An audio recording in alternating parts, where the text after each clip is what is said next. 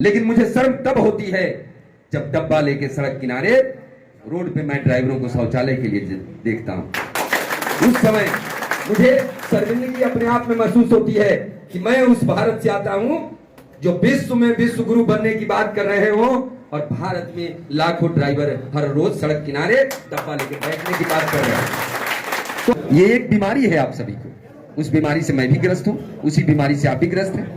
और इस संगठन के माध्यम से आज जो हम लोग यहाँ जुड़े हैं, तो यहाँ कोई भाईचारा आप ऐसा समझ ले कि हम भाई नहीं है। एक भाई आज के समय में भाई का सबसे बड़ा दुश्मन बन गया है। लेकिन आज हम अलग अलग जातियों के हैं, अलग अलग राज्यों से आते हैं, हमारी भाषाएं अलग हैं, फिर भी एक आदमी आगे मन से उसके आंखों से आंसू टपक जाए, इस बात को आप कम ना समझिए। ये अपने आप में ये दर्शाता है कि हम उस जगह पर जाके खड़े हो चुके हैं जो मुझे लगता है कि अब भारत में हमें कोई डिगाने वाला नहीं है। इस बात को आप समझें और गहराई से जब आप एकांत में बैठते हो तो इसको महसूस कर सकते हैं, क्योंकि हम लोग जो काम कर रहे हैं ना, वो काम वो कर रहे हैं जो इतिहास रचने वाला, मैंने कई बार कहा है, क्योंकि आप जो कर रहे हैं वो इतिहास रचने वाला काम कर रहे हैं। क्योंकि ड्राइवर आयोग के लिए आज तक भारत में किसी संगठन ने आवाज नहीं उठाई। भारत की वो पहली संगठन है ऑल ड्राइवर कल्याण संघ, जिन मुद्दों को हमने उठाया उसी मुद्दे की नकल करने में लोग लगे। मैंने कहा था एक वीडियो में कि एक आटे की आप रोटी बना लो, या आप उसकी पूड़ी बना लो, या रुमाली रोटी बना लो, या बहुत सारे व्यंजन बना लो। एक रोटी 10 रुपए की मिलती है, एक पराठा हजारों का मिलता है। तो ये आपके ऊपर है। जब हमने इन मुद्दों को उठाया संगठन के माध्यम से, आज पूरे भारत में लोग करें, कुछ लोग इस बीच में आ गए हैं अपनी रोटियां सेकने के लिए।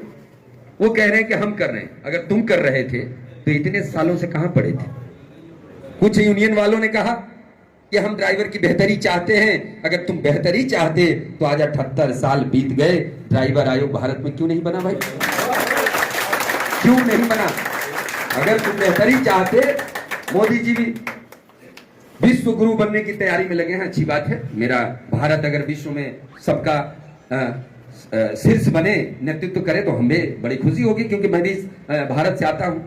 तो हमें उसको बदलना है। अब ये नहीं, ये चीज को कैसे लेके जाएंगे हम? अगर आपको ये नहीं बताए, आप किसी डॉक्टर के पास चले जाएं और आप अपनी बीमारी को नहीं बताएंगे, वो डॉक्टर भी नहीं समझ पाएगा। आप गाड़ी चलाते हैं और आप जाके बोल दें कि मेरी गाड़ी में तो ऐसा ऐसा आवाज आ रहा है। अब उसको ये ना बताएं कि वो गियर से आ रहा है या क्राउन से आ रहा है, गियर बॉक्स से है या क्राउन से है, या इंजन के कौन से एरिया से आ रहा है, मिस्त्री भी नहीं समझ पाएगा, उसको भी नहीं मालूम चलेगा। जब तक आप नहीं बताएंगे, आपकी समस्याओं का समाधान इस भारत के अंदर नहीं, इस विश्व में कोई देने वाला नहीं। क्यों? क्योंकि समस्या आपकी है। आपको पता है कि मेरे को दर्द मेरी उंगली के अंदर है, तो दवा आप ही जानते हैं। ये बात आप समझ लीजिए। तो यहां मैंने तो कहा था कि मैं बोलूंगा नहीं, लेकिन जब आप लोगों ने कह दिया तो मुझे बोलते बोलते और बोलने में ऐसा है कि जब अगर बात हो जाएगी तो सुबह से शाम हो जाएगी। तो मैं आपसे यही कहना चाह रहा हूं कि आप एक एक करके यहाँ जितने भी लोग हैं, आप लोग बोले आज। और बहुत बहुत धन्यवाद, मैंने तो बहुत बोल दिया। और जितने भी हमारी टीम और जितने भी लोग यहाँ खड़े हैं, आप सभी का मैं हृदय से धन्यवाद करता हूँ, क्योंकि आप सभी एक इतिहास रचने के लिए खड़े हुए हैं।